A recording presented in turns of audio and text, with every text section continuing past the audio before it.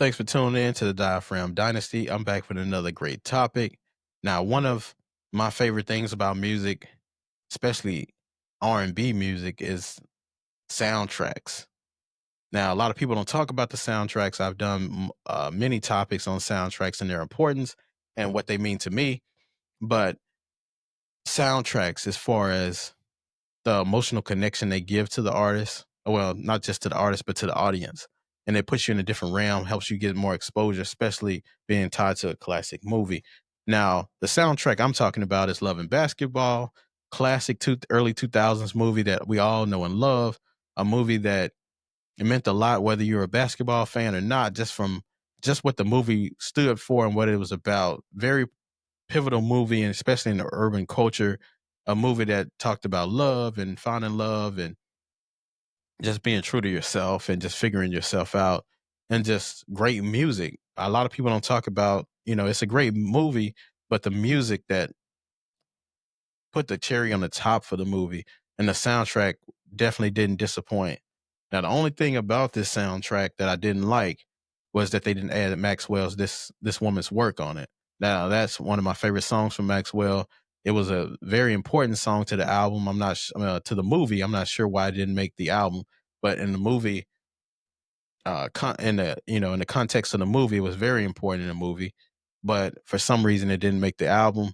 I'm not sure why, but nevertheless, it's a classic R&B album, uh, R&B based soundtrack album because it did have some elements of hip hop on there as well. But from neo soul to traditional R&B to you know sad R&B, you want to say it was all in there. But I think it's underrated because some of the songs were classic songs that were already out, like Al Green's "Love and Happiness." Um, the That was another song on there as well. MC Light's "Light as a Rock," which is an R&B song, was already out before. So some of the songs on the album were already established, and it was just thrown in there into a mix. But I wanted to talk about the songs that weren't in that category that were great songs. So I'll Go with Donnell Jones, which is the last song they played when Monica went to the WNBA, and you seen Quincy on the sideline, who's Omar Epps' character, with their baby, and it was a very sad moment. Well, it was a happy moment, but it was one of those tearjerker moments where the movie actually had a happy ending to it, and just an all around great feel. But that Donnell Jones "I'll Go" song, one of the best songs on the album. Now, the next song I'll talk about on the album is my favorite song on the album, which is the "Dance Tonight" with Lucy Pearl. Very slept on R&B soundtrack song. The greatness of Raphael Sadiq and Don Robinson, who's been in the headlines earlier this year. But Raphael Sadiq is always going to give you a great performance, whether it's songwriting, which he did on the Beyonce's country album, or it's singing like on this Lucy Pearl, with this Lucy Pearl that he had with the Dance Tonight. And Dance Tonight was one of the, I believe, lead singles for this soundtrack. One of those songs that got you emotionally involved into the movie and wanted you, made you want to go see the movie. Very great song. If you haven't heard that song, you're doing yourself a disservice. Definitely check it out, especially for those neo soul lovers. I'm not a huge neo soul person, but this song is one of those songs that definitely crossed over to me. Just because you're not a fan of a genre, you still can like songs within that genre or that subgenre, like neo soul is. Being a big fan of Erica Badu as well, so I do have a neo soul bag, so to speak. Uh, but that song definitely give you butterflies, and there's not a lot of people who make music like that anymore. Um, Holding Back the Years with Angie Stone, another great song. Rest in peace to Angie Stone. Definitely great music, artistry. She put out some great music that we all know and love. That Saturday morning cleaning music. If you know what I'm talking about, you know what I'm talking about. When you Saturday morning you used to wake up, mom wake you up to go clean the house. That was definitely one of the songs that that you play to get you, get your cleaning on.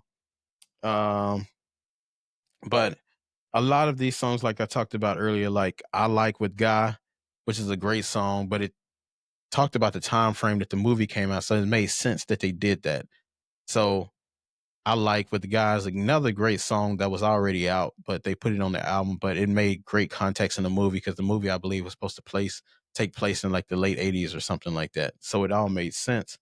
Love and Happiness and Sweet Thing and I Want to Be Your Man with Roger Troutman and Zapp was definitely one of those older classics that they put into the mix to kind of fit the time frame of the album.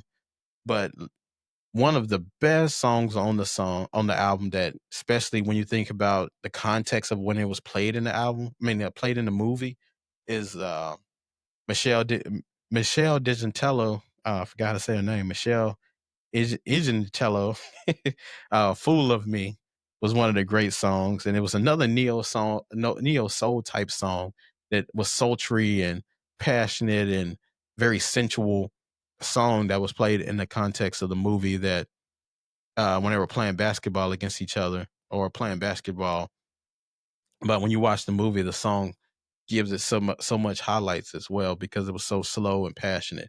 Uh, but Michelle Digitello, I keep saying the name wrong. Sorry for saying the name wrong, but that music was it was very important to the movie. Might have been one of the most important songs to that soundtrack, but it's a great soundtrack.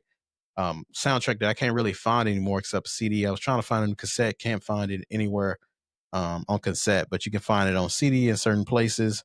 It's a rarity, but it was a great R&B soundtrack that doesn't get enough claim. One of the better, greater R&B based soundtracks that you can have. But like I talked about before, if you haven't tuned into it, definitely check it out. You won't be disappointed. As always, until next time, I'll see you next time.